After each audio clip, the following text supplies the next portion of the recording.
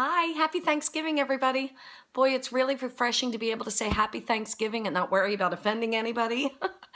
Although you never know, there could be a group out there that's anti-gratitude. And if so, may I just say happy, you don't want to be happy about your blessings day. So there you go. Everybody's included, right?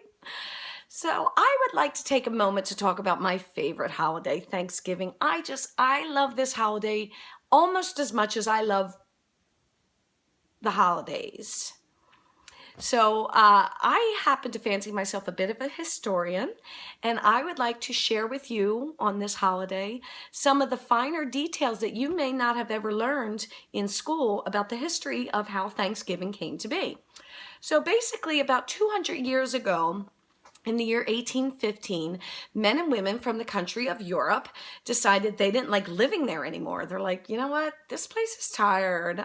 We need something new and exciting. So they came over to this country. They took a ship, got off the ground, they stuck a flag into the ground, and they were all like, we own this, okay? This is our new address.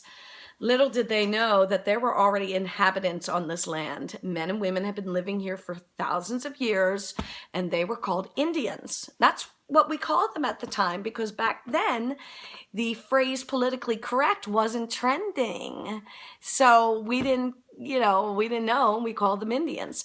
I'm not going to say Native Americans for this story just because it's such a mouthful and I have so much to say. So I'm going to go with the Cherokee tribe because they were pretty big back then. They were so popular. So basically the colonists and the Cherokees naturally started fighting over this land, as all fights seem to be over land and or religion. And the Cherokees were all like, whoa, whoa, whoa, back it up, fellas. We were here first. You can't just come here and take over our land. And the colonists were like, oh yeah? So the fight broke out. Now, the colonists were so confident. They were like, oh, we got guns. We're organized. We've got this. Not so much. The Cherokees were fierce. They were not to be messed with. I mean, why do you think that we've named jeans and a Jeep after them? Because they were a force to be reckoned with. So the fight and the war wasn't as quick as the colonists thought. And you also have to keep in mind that back then they didn't have in their armies the comforts that you would have now with warmer clothes and better artillery. So they also didn't have thermal warming back then. So the winters were longer, the nights were colder, and this, by the way, is why this particular war was called the Cold War. So write that down. Anyway, so this Cold War is going on a long time, and on both sides we're losing people left and right. So much so that they were afraid they were going to become extinct, and that would really suck, because if they were extinct on both sides, then no one would be able to claim the land, and then the land would go to waste, which is a terrible thing. So naturally they had to keep on fighting to save the land. And both sides decided, you know what, we need to have a meeting of the minds. So George Washington, who was the head of the colonists, asked to have a meeting with the head of the Cherokees, Sitting Bull. So George and Sitting Bull get together and they're like, all right, something's got to give. This is just not working out for either one of us. And they decided, one of them, I think it was Sitting Bull, said, let's have a dinner. Let's sit down and eat, because no one is productive when we're hangry.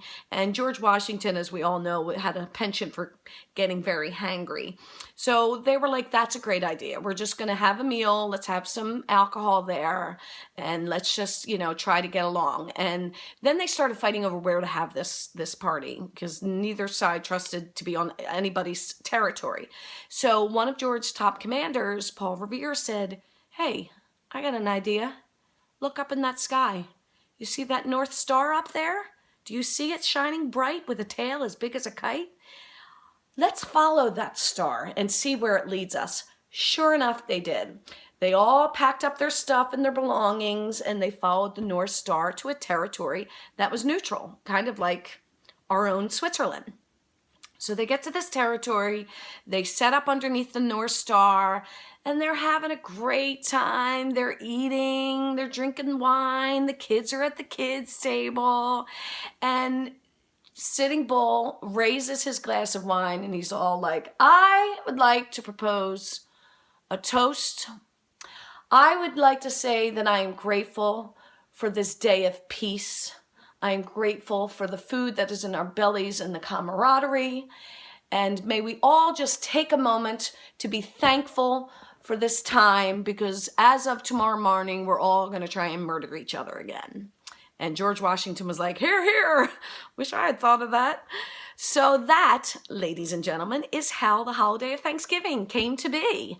So tomorrow, when you are gathering with your enemies, aka your family, and you're sitting around that table, take a moment and be grateful for all your blessings. Say thank you to the men and women who died so you can stuff your face. And just enjoy the blessings that you have in front of you. Happy Thanksgiving, and you're welcome for that little history lesson. Bye.